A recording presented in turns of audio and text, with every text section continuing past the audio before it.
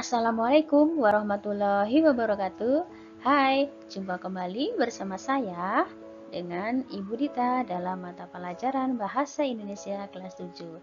Sebelumnya, Ibu sudah mengupload video 1 materi tentang cerita fantasi dan mudah-mudahan kalian bisa memahami materi tersebut. Nah, sekarang Ibu akan lanjutkan materinya di video yang kedua. Simak baik-baik materinya ya. Jenis cerita fantasi. Berdasarkan latar cerita fantasi, di sini latar cerita fantasi dibedakan menjadi 3 bagian. Yang pertama, latar lintas waktu masa lampau. Yang kedua, latar waktu sezaman. Dan yang ketiga adalah latar lintas waktu futuristik atau masa yang akan datang.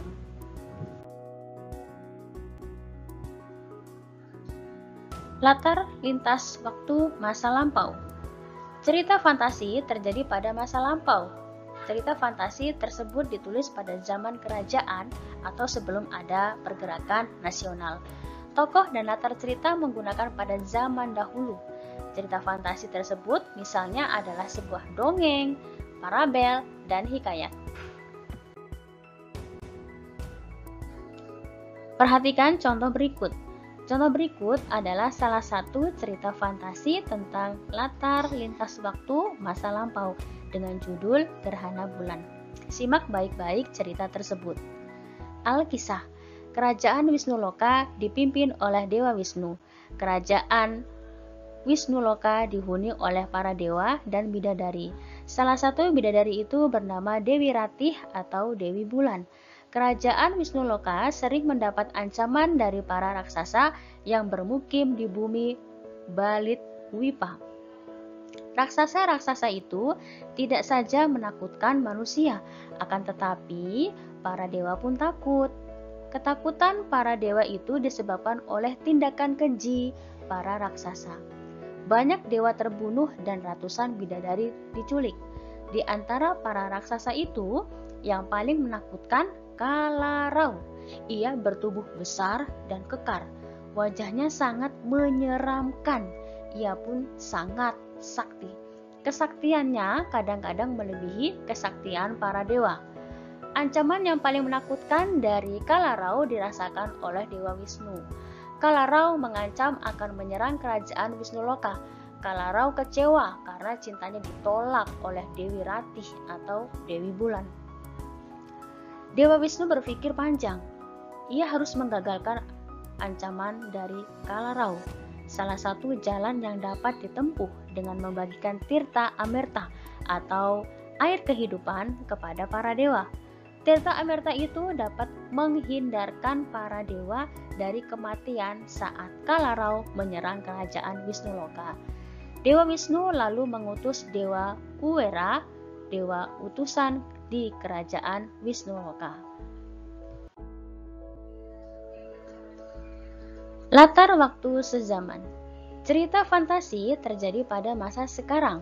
Cerita fantasi tersebut ditulis pada zaman sekarang. Tokoh dan latar cerita menggunakan nama dan latar pada zaman sekarang. Cerita fantasi tersebut misalnya cerpen dan novel yang menggunakan alur atau waktu saat ini. Perhatikan contoh berikut. Contoh berikut adalah salah satu cerita fantasi tentang latar waktu sezaman dengan judul Si Murai dan Orang Gila. Simak baik-baik cerita berikut ini ya. Pada terik sore itu, tiba-tiba sapaan hangat menyeru dari belakang. Arya, sudahlah.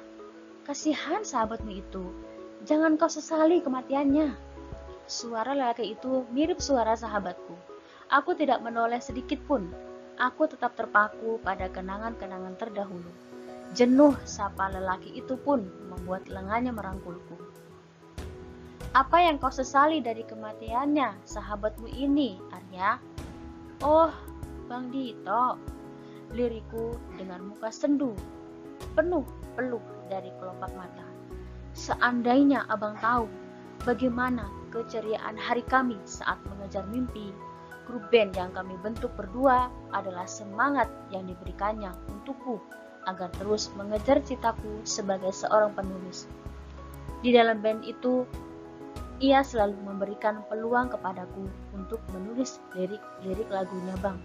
Seandainya Abang tahu, hari-hari kami di kampus selalu dikeluhkan oleh mata wanita-wanita. Mereka melirik ketampanan kami, tapi tidak luka kami. Kala itu kami bahagia, saling menyembunyikan wajah luka karena cinta. Seandainya Abang tahu, aku selalu menangis di hadapan Dimas. Seandainya Abang tahu itu semua. Hanya Dimas yang tahu itu semua, Bang. Sudahlah, semua itu lampau. Kenyataan yang sekarang kau lihat adalah kematian. Kematian dari sahabat karibmu, Dimas, yang juga adikku. Abang yang sering memakinya. Latar lintas waktu futuristik atau yang biasa disebut dengan masa yang akan datang. Cerita fantasi terjadi pada masa yang akan datang atau futuristik. Cerita fantasi tersebut ditulis pada zaman sekarang, tetapi berisi fantasi tentang peristiwa yang akan datang. Tokoh dan latar cerita menggunakan alur atau waktu yang akan datang.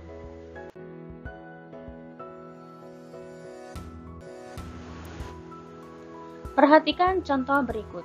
Contoh berikut adalah salah satu cerita fantasi tentang latar lintas waktu futuristik dengan judul Harry Potter dan Pangeran Berdarah Campuran bagian Mau Tak Mau. Harry Potter mendengkur keras. Dia sudah duduk di kursi dekat jendela kamarnya selama hampir 4 jam, menatap keluar jalan yang gelap, dan akhirnya tertidur dengan sebelah pipinya menempel di kaca jendela. Kacamatanya miring dan mulutnya terbuka lebar. Uap hangat yang ditinggalkan napasnya di jendela berkilau kena cahaya hingga lampu jalan di luar. Lampu artifisial itu membuat wajahnya kehilangan warna sehingga dia tampak pucat di bawah rambut hitamnya yang awut-awutan. Bermacam barang dan sampah bertebaran di dalam kamar itu. Bulu burung, hantu, bagian tengah apel, dan bungkus permen berserakan di lantai. Beberapa buku mantra tergeletak sembarangan di antara jubah-jubah yang teronggok begitu saja di atas tempat tidurnya, dan berbagai surat kabar tertebar kacau dalam sorotan cahaya di mejanya. Salah satu kepala berita surat kabar tersebut berbunyi sebagai berikut. Harry Potter, Sang Terpilih. Desas-desus masih terus beredar tentang gangguan misterius di Kementerian Sihir baru-baru ini. Dalam peristiwa itu, dia yang namanya tak boleh disebut sekali lagi terlihat. Kami dilarang bicara soal itu. Jangan tanya apa-apa kepada saya, kata salah seorang obliviator yang gelisah. Berdasarkan kesesuaian dalam kehidupan nyata, cerita fantasi dibedakan menjadi 2. Yang pertama, cerita fantasi total, dan yang kedua adalah cerita fantasi irisan. Cerita fantasi total berisi pengarang terhadap objek tertentu. Semua yang terdapat dalam cerita tidak terjadi dalam dunia nyata. Nama tokoh, tempat, dan objek merupakan rekaan pengarang. Yang kedua adalah cerita fantasi irisan, mengungkapkan cerita fantasi tetapi masih menggunakan nama tokoh, tempat, dan peristiwa yang pernah terjadi dalam kehidupan nyata. Unsur-unsur cerita fantasi. Unsur cerita fantasi atau cerita rekaan terdiri atas unsur intrinsik dan unsur ekstrinsik. Unsur intrinsik merupakan unsur-unsur yang membangun karya sastra itu sendiri. Unsur intrinsik cerita fantasi di sini terbagi menjadi 5 bagian. Yang pertama ada tema. Tema adalah makna yang dikandung oleh sebuah cerita. Yang kedua adalah latar. Latar dibedakan menjadi 3, yaitu latar tempat, waktu, dan suasana. Yang ketiga adalah penokohan. Penokohan adalah pelukisan gambaran jelas tentang seseorang yang ditampilkan dalam sebuah cerita. Dan yang keempat adalah sudut pandang. Sudut pandang merupakan cara pandang yang digunakan pengarang sebagai sarana untuk menyajikan tokoh, tindakan, latar, dan berbagai peristiwa yang membentuk cerita. Dan yang kelima adalah amanat. Amanat adalah pesan yang ingin disampaikan dalam sebuah cerita.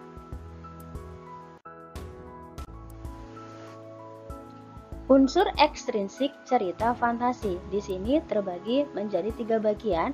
Yang pertama adalah bahasa. Bahasa merupakan sarana yang digunakan dalam karya sastra. Bahasa digunakan dalam sebuah karya sastra dipengaruhi oleh bahasa pengarang. Yang kedua adalah latar belakang pengarang. Latar belakang pengarang meliputi pemahaman kita terhadap sejarah hidup pengarang dan juga sejarah hasil karangan-karangan yang ditulis oleh pengarang sebelumnya. Dan yang ketiga adalah nilai-nilai yang terkandung dalam cerita fantasi. Cerita fantasi mengandung nilai-nilai kehidupan yang berlaku dalam sebuah masyarakat, seperti contohnya nilai moral, sosial, budaya, atau adat istiadat dan religi.